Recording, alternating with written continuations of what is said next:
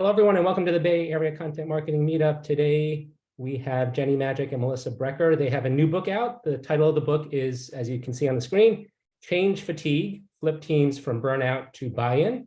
It's a handbook for anyone tasked with leading change, from small changes like a new process for creating approvals to rolling out a new website with a completely different structure and taxonomy. Jenny and Melissa are they'll do a few slides with some background, and then we'll do Q&A. So there'll be very much an interactive session today. They're going to share some of the in the trenches tips for you to build new thinking about influence and impact in your content team. Jenny and Melissa, thanks for joining, and take it away. Thanks for having us. Melissa, you want to jump in? Yeah, first of all, to Dennis's point, today's a conversation.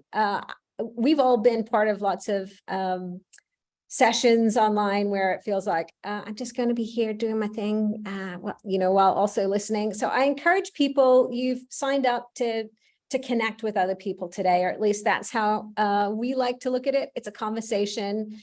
And honestly, our brains are better when we hear other people's stories and experiences, because, maybe there's some things that we can kick off your thinking as you continue on with your day. So to Dennis's point, it's a conversation today. We will be sharing our insights, but also let's just make this fun and interactive, because it'll be stickier and you'll remember more of it. So yeah, let's get started. All right. Well, I'm Jenny Magic, co-author of the book, obviously, and Melissa and I came together at Content Marketing World of all places in 2013 and ended up sharing the stage in 2014 and have been content marketers extraordinaire for a good chunk of our middle career. But about 5 to 7 years ago, both of us really started feeling like the what we ought to do in content wasn't the problem. It was the how the heck are we going to do it that was the problem. And so while we were both still designing a lot of content strategies and working with teams, we both sort of separately ventured off in different ways. Melissa has change management certifications and has been working really deeply in change management, large change management, multi-year projects for a few years. And I stayed in digital strategy, and up until recently was, writing the TikTok strategy for, major enterprise, and realizing that our major legacy was going to be a whole bunch of PDF and deck work that never got implemented, because the teams behind the boss is super excited about the strategy and super excited to chase the next shiny object or to have a roadmap leading them to a new vision. And the challenge was just that the team wasn't fully bought in, didn't agree to the problem, didn't understand what was going on, and didn't have some basic, simple change facilitation in place. So this book is really born out of that frustration, and a lot of the work is with content teams in mind. So hopefully you guys will find this relevant as we jump in. So just click through here. There we go. Sorry. We all know that innovation is at the heart of successful content teams. We know that the last few years have brought massive new challenges, from managing hybrid teams to this higher bar for successful outcomes. We've seen a lot of teams shift away from content for content's sake and move towards only content that can prove business outcomes. And that's really tricky to do in some of these environments. And then finally, obviously, technology developments like generative AI and more robust project management or content operations tools. We know that there's just constantly something that change and content leaders need to be evaluating in addition to the part of their work that they think of as their job, so to speak. So we know that successful leaders have strong change muscles, and we're hoping that we can help the change leaders on this call and listening to get some skills in that direction. The tricky thing is, though, that we're going to put a stat in there. That's for the logical part of your brain. This work is hard, right? So 80% of these kinds of digital strategies and new initiatives actually fail at a very high rate. But there's one single factor that predicts the success, and it's team alignment. And we all know what this is like. If we don't have a clear vision of where we're heading, and the team doesn't know exactly what that vision is and how it's going to happen, then of course things are going to go off the rails. And what we really mean by team alignment is what researchers call psychological safety. I know many of you are probably familiar with this term. In the 90s, Amy Edmondson out of Harvard basically went and did research on what makes team performance excel. She came up with this term, and I'll talk about the 4 domains of psychological safety in just a minute. But interestingly enough, in 2008, so almost 20 years after her original research, Google decided to try to figure out the answer to the same question independently: what makes our teams here at Google successful? And they tested a wide variety of metrics, from aligned values to matching of talent to really clear defined goals and metrics. And interestingly enough, they basically came back and said, none of that really matters. It's this one metric, it's psychological safety.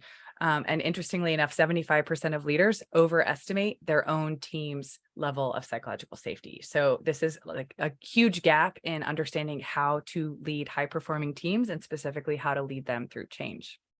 So psychological safety has 4 major domains, and I think it's important for all of us to get really familiar with them and think about how these are impacting our teams on a daily basis. The first is attitude towards risk and failure. So when you have a strong, healthy attitude towards risk and failure, there's a culture of experimentation. And with that comes along the concept that many experiments fail, and that is still progress. Some teams that we've worked on know that you're going to have to try a few things and you're not going to always get the outcome you want, and that is literally okay. Other teams cannot really handle risk and failure and tend to throw people under the bus or look for blame or try to push the postmortem to the edge to try to figure out who was responsible for this and how can we prevent any failure from ever happening again. The second piece is open conversation. So if you're going to have a great attitude towards risk and failure, you also need to be able to discuss when you think something's a risk and when you think something might fail.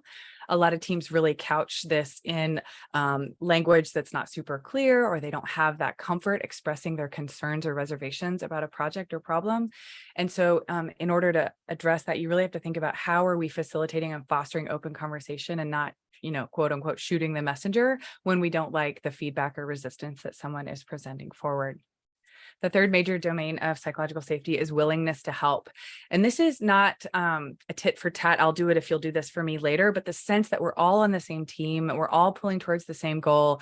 We all pick up slack for each other as, vacations and PTO and life and family come along, or whatever it is, that we kind of are willing to do whatever benefits the whole, and really implicitly not taking advantage of others with that kind willingness to help. And the last one is inclusivity, which basically just means everyone on the team enjoys these same experiences. And so all voices are heard, all perspectives are represented, and people have the same sense of psychological safety across the board. So again, this element is kind of what we found to be the most critical foundational work before any change is in place. But if you do have a change that you're facing in the moment, there are things you can do to sort of address these issues as part of the change facilitation process. The important thing here is that if we're not creating really great experiences for our teams, and our teams feel like they're not working, if it doesn't meet people's expectations, they'll just leave. Even when there's a recession, and this research is from May of this year. So this is what's happening right now as we speak. This feeling of having like someone's got my back as part of that psychological safety, that confidence, knowing that someone will step in and support you, and that it's safe to express what you're thinking and feeling about something. If that doesn't exist, people leave. So we've worked with lots of companies with that obligatory slide to prove that we know what we're talking about. This is the roster of who we've worked with in the last few years, but intentionally we go after these conversations with 2 main elements. One is making sure that whatever change is on the horizon, that everyone agrees that we're solving the right problem. This is a really common problem where there's a pain point in a small quadrant of the organization, or maybe leadership's feeling a pain point or would like something reported out in a different way, and they're going to shake up an entire team's process to make something a little easier for a different part of the organization. And oftentimes this is where you get some early resistance. The team being asked to change really just doesn't believe that this problem is worth it, or that the solution that you've proposed is even remotely close to achieving whatever outcome is being promised. So first and foremost, making sure that the strategy you've laid out is one that has that buy-in. And the second piece is where we spend most of our time, which is in facilitating that change. What is it that would make them agree to this change? What is it about them? What is it about the organization? And what is it about the match between those two that is going to make them willingly get on board with this change? I think the important thing to note is in white collar work and professional work and knowledge work, it is really easy for your team to look at you and smile and agree and nod their head at all staff and sign up to be part of the committee, and then absolutely sandbag the outcome. Maybe not intentionally, but if they're not in it willingly, it's going to fall to the bottom of their to-do list. It's going to be something that they resist and procrastinate and don't put their whole heart in, and you're just not going to get the level of effort that you would expect. And this is often where we end up getting called in on projects, as the leader says, I've got a team that loves each other. We've got a great goal. Everybody's aligned. We're all on the same page, and nothing is happening. What's going on here? And we'll dig in and understand that what's really going on is there's the surface level agreement, but there's not that willing buy-in. And so we're working through how to get that. And then obviously, how can you build that strong team alignment we just talked about, while also still getting the work done? I think the important takeaway here is that even great ideas will fail without a strong plan for change. Melissa, do you want to take this one? Yeah, for sure. So when we talk about facilitating change, there's these kind of building blocks that we use to help people on the journey. So not only do we have to solve the right problem, but to Jenny's point earlier, we actually have to create a strong vision around where we're heading. So this means creating something that's not only practical, but realistic based on the folks that are, that's okay, the folks that are in the mix. One of the really powerful things that we work with teams, together with teams on, is that we do confidential inquiry. And that's basically being able to ask questions in a confidential way to folks that are on the team, to connect with them, to understand what's really happening. Because often behind the scenes, there's the, oh yeah, to Jenny's point, like, we're good. And it's like, this will never happen because of these 3 factors. They don't understand this. There's these dependencies. All of these things are hidden until someone asks the question. And it's not all negative. Sometimes too, people are like, this is fantastic. I see opportunities. So I want to create a bit of a balanced scorecard there. But fundamentally, what we do is we create an ability to surface themes to share with senior management as to what's actually happening, in people's minds, how they're feeling, what they're thinking. And then when we have a look at change, often we have to create a bit of a match, because when we add something into the mix, we have to think about priorities and what has to be different. And often from an organizational perspective, we have these roles that we are placed in. So people are like, well, of course, that person will do the budget work. But we often, within our teams, we don't ask people if there's someone who loves that work, right? Or it might be, regardless of the skill sets within your team, it's really about creating that balance. So people are doing the work that they're best suited to do. So we host conversations around that. And as content marketers, of course, the messaging and how we engage with people, that's the piece that drives the team towards the vision. So you might, of course, I don't want to assume personas, journey work, all of those kinds of things that are probably in your toolkit already can be adapted for a change journey. So you actually are doing this work with a different lens right now. And then finally, what we do is we look at that psychological safety, and we look at where there's opportunities to build those kind of quick wins and those connections with people. So small things like how you set up meetings, all of the rituals that we do in the day-to-day, tweaking them slightly can have a huge impact on the team, can improve that connection and visibility in the work that happens. So they're kind of the building blocks that we use to help people understand where they are today and where they're going to head in the future. And then we create the pathway, the small stepping stones, and you as a change leader can actually do that yourself as well. You can create these pathways for people through the change. I would add that in a lot of ways, what we're really trying to do is just surface the hidden work that often isn't budgeted for or put in the timeline. These are steps about discussion and buy-in and making sure that there's one-on-one conversations so you don't get groupthink. And almost everyone that we talk with, and we've been doing webinars like this since the book came out in May, and almost everyone, as we open the discussion, can name a project or two that was, twice as long as it was supposed to be and twice the budget as well. And when you ask kind of what went wrong there, it was like, oh, well, we had to go detour over here to get this buy-in. And we had to pay a consultant to come fix this thing that we did wrong the first time because we didn't actually ask all the right questions. And I think a lot of us try to use our rational brain to solve that, to sort of say like, okay, well, how can I make a better checklist for change? How can I approach this more? How can I ask all the right questions? But what's interesting is most of the time your team has the answers. What you really need to do is get a conversation going so that they can actually surface what it is that they already know about this potential change and make sure they're giving you the best grounds for success. And I think from here, we just have a couple of slides for later about us and the work we've done and how to contact us. But I think for today, I want to just sit here and pause for a second and just, I know this is the moment we usually go, okay, Q&A. And if you're like me, you kind of freeze and try to think what's the intelligent question. But I just want you to stop and think which piece of this puzzle you have had challenges with or observed challenges with. And if there's anything you're curious about in real life, the book is intended to be read it on the airplane on the way home from a conference, like super quick handbook actionable. So even though that's not what we did today, there's a lot of how-to in here that we'd be happy to share if anybody has questions or thoughts they're curious about. Thanks, Jenny and Melissa. Absolutely. So I see a couple of people unmuted, so feel free if you have a comment or a question just to speak up, or you can also use the chat if you prefer that. Yeah, I have a question. Thanks, Jenny and Melissa. Actually, when you talk about psychological safety, I might have missed it, but how do you demonstrate the value to organizations, why psychological safety is even needed? Because I think this year we hear in the news, like, oh, some companies talking about this is the year of productivity. So like things like psychological safety is maybe thought as secondary. But let me know, how do you convince organizations that is even needed and important?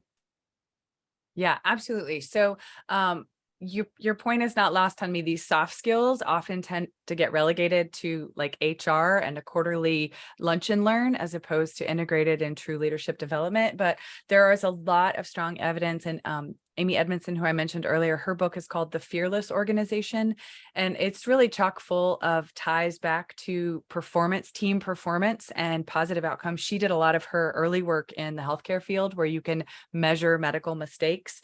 And so she's got this index that it's a 7-question index where people can judge their own psychological safety and then have discussions about it. But the correlations between productivity and, in the case of the medical field, avoiding medical mistakes, those are very tangible things that leaders like to hear about, as opposed to sort of retention and employee engagement are valuable too, but there are strong ties to team performance from this work as well, which is kind of obvious if you pause and think about it, but I think you have to draw that line for some leaders that are looking for more tangible numbers.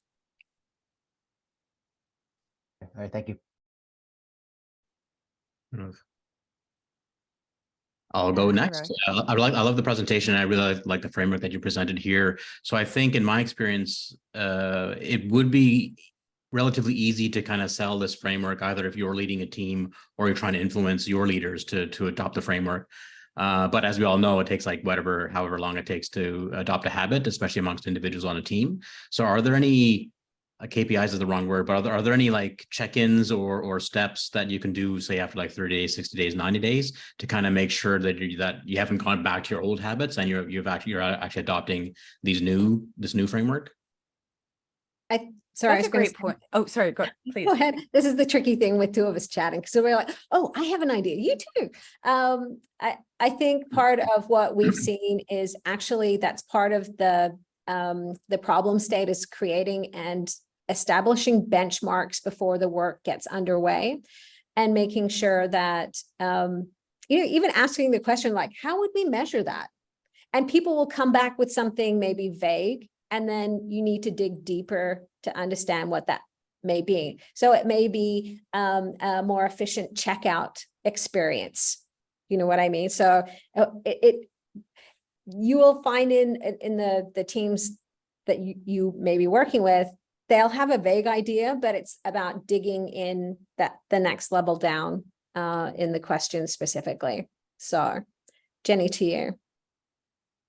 If I heard you right, I was thinking you might be asking about how to talk about psychological safety, but then make sure, for example, that this framework is playing out and you're sticking to it. And one of the things that we recommend is not thinking about change independent from a change. So we like to do this work alongside a very specific project. And so what we would do, and when we talk about change initiatives, as we said Dennis said at the intro, we've seen this apply for like minor, hey, we're doing a project where everyone has to work together and they're used to working in silos, all the way up to reorgs and people's identities really being challenged, or like a big, 3-year rollout. So that you can call almost anything a project. But basically what you want to do is take something that is going to be not simple, any change initiative that's going to involve people changing what they do, how they do it, or how they view their work, and taking however long you think that's going to take, and honestly, probably doubling it, and interjecting these 4 domains of psychological safety at each stage of the process, right? So we definitely need to switch to a new project management system. The old one, is not working anymore.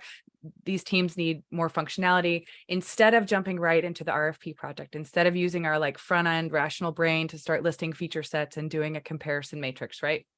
We need to slow down and think about, do we actually have a problem? Who is squawking about the project management system, and what exactly are they squawking about? They may be saying, I need this feature, but as you dig in and do the 5 whys and do common problem analysis, then you might find that that's not actually the feature, is a red herring for what they really need, right? But what we're doing in that process is trying to apply open conversation, fear of, healthy attitudes towards risk and failure, this sense of psychological safety around problem definition, right? And then we move to the next phase of change and we start thinking about communicating the change. It's like, okay, great. Who have we not heard from? What meeting have we not, where did we go in and do an all staff when we should have done one-on-ones, right? And so you're stretching the process out and using these new muscles and trying to basically insert a better dialogue with your team at each phase of the project you were already going to do and the way that you were already going to do it. What ends up happening is there's new learning when you practice it by doing, right? So all of this can make sense in a book, but if you take a project and sort of sit down and say, how would we have done this part better? How would we have gotten through this implementation phase better? There's some really strong positive response we've seen where people, I've never felt listened to before. I've always felt forced into these things or rushed into these things. Don't they know I have a full-time job? So just basically trying to interject this into your existing process. And we've even had teams that sort of add tasks into their project management system around each layer to sort of like pause, reflect, make sure we say, has everyone felt included in this conversation? Is there anything you want to say? And also, here's a way that you can do that anonymously if you're not feeling comfortable in this particular context, for example. Hope that's helpful. Yeah, that's great. Thanks. I want to go with Craig first and then Chris next. You have a Am I question, on? Craig? Oh, go ahead. Did you say me, Dennis? Yes, you. Yeah, okay. I had about 500 comments and questions all at once, so I'll just try to stick to the most important ones. I spent a long time at Intel before doing 2 startups. And Intel was very focused on this whole thing about, how do organizations work effectively or not effectively. But the one data point that I would kind of bring to your attention from that is somebody did a survey at some point about meetings. Did people remember, was everybody on the same page when they came out of a meeting about what was agreed to, et cetera? And they found that there was about a 30% overlap in what people thought the meeting had decided and agreed to. So I don't know if that counts as, was there any reason to have the meeting because nobody was listening anyway, or they got a different result. The other is the James Surowiecki Wisdom of Crowds book. The whole idea of psychological safety is probably the key idea in there too. I'm not sure that he actually uses that phrase, but I'm not sure how we get that, because for me, as a startup person, the world is divided into 2 parts. There's companies that have traction and there's companies that don't have traction. The companies that have traction don't know why they have it. They just have it. They're trying to reorg and keep it going. And the ones that don't have traction are trying to figure out how do they get it? How do you get a vision that's shared and, get everybody on the same page? I think that would be an interesting, I'm not sure if you deal with that problem, the startup problem versus the big company problem in your book, but it's something I'd like you guys to comment on if you can. Absolutely. I mean, interestingly enough, these problems are people problems, so they persist everywhere, but they have very different executions. To your point, a lot of what we face in the big enterprise challenges are like these entrenched, siloed, slow, bureaucratic kinds of challenges to psychological safety, where information is hoarded and protected, and there's that resistance and sort of what I think of as like the castle wall. In the startup culture, what we find is the exact opposite, where we lose psychological safety because there's the pace is fast. There is no time to really slow down and do some of these processes really intentionally. Like we need to sort of like, we're getting to stage 4 funding. We got, like we're in a race and there isn't time to pause. And depending on who's at the head of that, who's at the helm of the Viking ship, the entire journey can be impacted by their style of thinking. So I think one of the things we found is there is a much stronger impact of a thoughtful versus not thoughtful leader in a startup, because the personality is so much more transferred to the way people interpret. So this is one of those where, at a large company, I don't necessarily stay late because the boss stayed late anymore. There's enough diffusion of that concept that I can make my own choices. In a smaller startup, we're going to look to the leaders, mimic their behavior, and whether or not that's great behavior or not great behavior, those are going to trickle through the system. So I think this is just one of those moments where startup leaders have to weigh to some extent how willing they are to slow their roll and be thoughtful and self-aware about the impact that their maybe bad habits might have. The other thing I would say is that change is really hard for visionaries. And what I mean by that is the mechanics and implementation, and Melissa mentioned the stepping stones of change, is really hard because visionaries can see 10 steps ahead.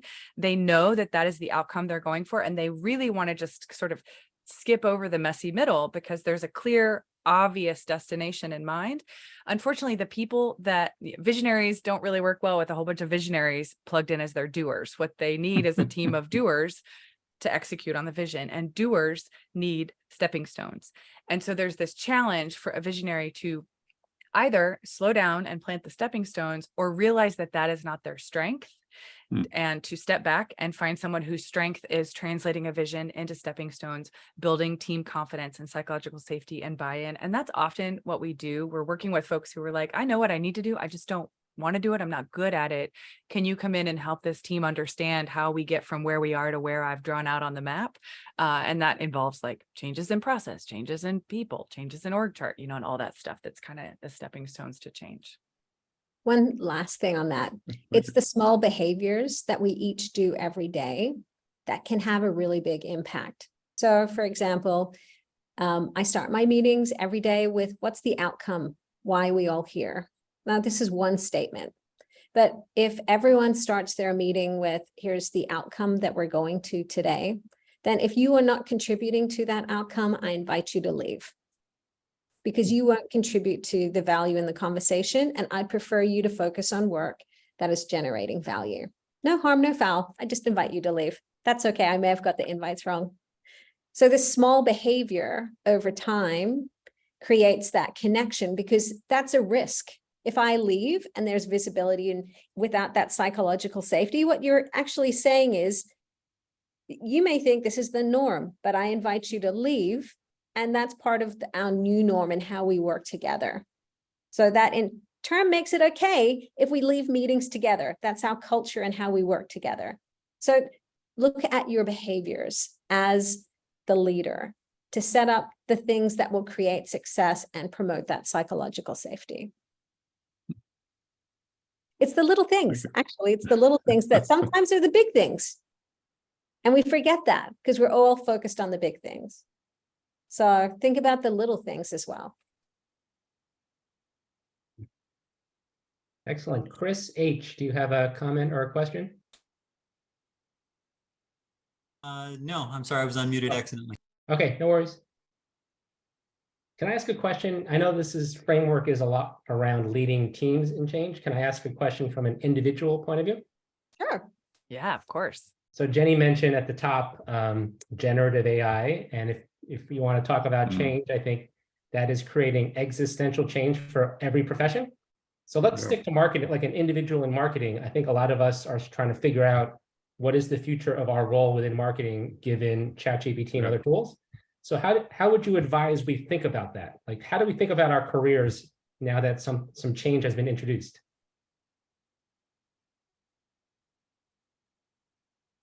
To your point about not necessarily being the team leader, the individual, the single contributor somewhere on the team is probably in receiving a lot of these changes, right? This is a new shiny object, ChatGPT. You've got leaders who are pushing, hey, let's try this out. Let's run our transcripts through this and use it to generate the summaries, whatever it is, right? Okay. I think to some extent, we can look at this process and realize that we wrote this book for the leader because they're the ones who are suffering and are probably in search of a solution, but every single person on the team has a hand in the success or failure of that change. And to the extent that you just happen to be a team member instead of a team leader, that does not mean you're not in a position to push for slowing down. Wait, why are we doing this again? I'm not resisting. I want to be very clear that I'm excited about this opportunity, but can we slow down and talk about what problem it actually solves, how it ladders back up to our strategic initiatives, what priorities it displaces, right? Some of those questions from the team, again, done in a way that is preferably non-threatening to the leader. You're going to get the best response in that context, right? But like, I'm on board and I'm not trying to slow this down that much, but I just have some key questions, right? So you can lead these changes from anywhere on the change team. I think to your point, there is a lot of change swirling. And if all we do is ask our leaders to prioritize, that can be a key value for everyone involved to just kind of understand what's getting shelved in order to give our attention to this new shiny object. Melissa, did you have anything to add there? Yeah, I was also going to say, if you think about your own skill set and what's important to you and what creates joy for you, some of the work that these tools displaces is the work that some of us don't really like anyway. So I think there's a balance to an understanding what are the things that in a change we get to decide, because all change is personal. We go through a journey of change and what that may mean. So I may look at, to your point earlier, that 30% came out with different ideas about the actions that we agreed to. It's the same thing for how AI is disrupting your role as a content marketer. If we take that 20,000 foot view and you think about what's important to you and the work that you do and the things that create joy for you, if there's a way to double down on those things and look at technology as a way to eliminate the things that either you didn't really like or the things that you weren't good at, there's pieces within that, then I think there's an opportunity to reframe how you are in the situation. And all change is tricky because we want to feel safe and we want to stay where we are. So when something disruptive like AI comes along, we have to reevaluate who we are in the new world and what that means. So actually take some time, sit down and think about what you like to do. Yeah. And like reassign the work, just like we're suggesting in a team. What work do you want to do less of or more of? And how can technology support the things you want to do less of? That's something I like to do. Yeah.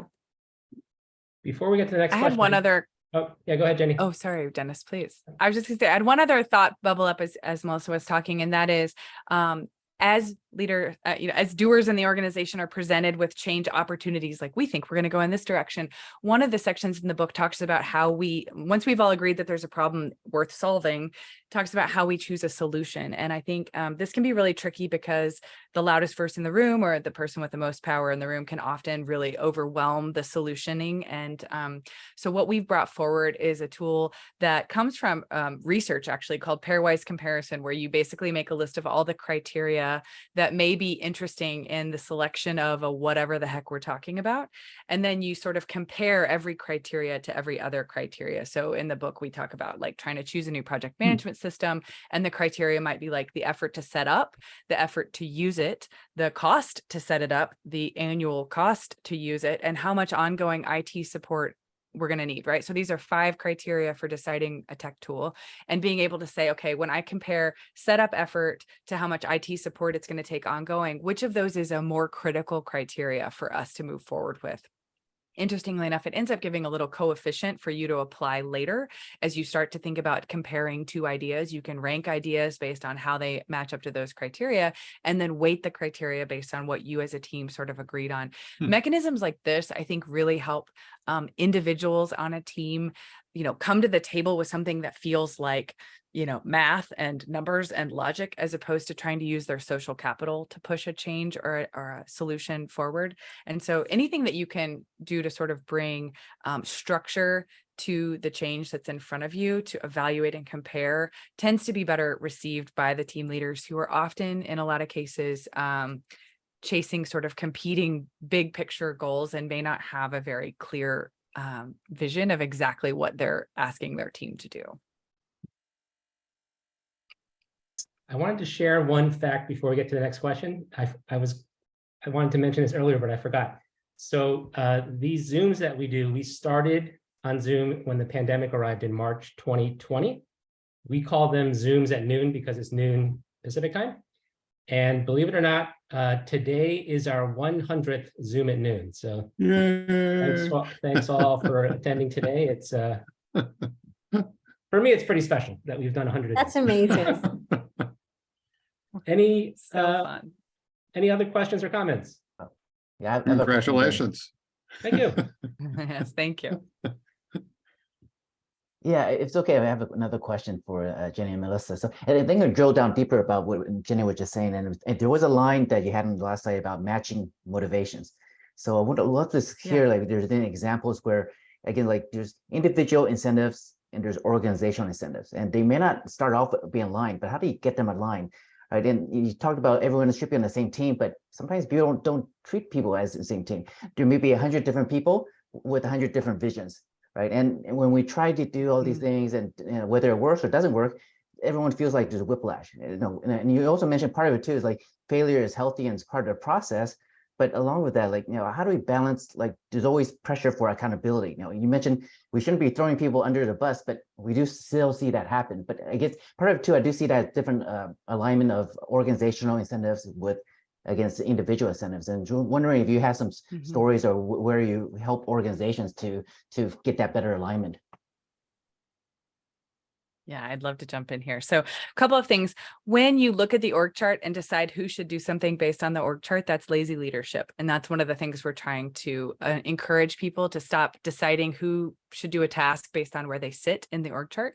So if you're not going to use the org chart to decide who's supposed to do a task, a new task, for example, that you're evaluating, how do you figure out where it belongs? And this is a place where a tool, I don't, you guys have probably heard about it, but people filling out their user manual. So here's the user manual for Jenny Magic. I'm a morning person. I love constructive feedback. I don't do well if you, et cetera, et cetera. There's a ton of templates out there if you just Google my user manual.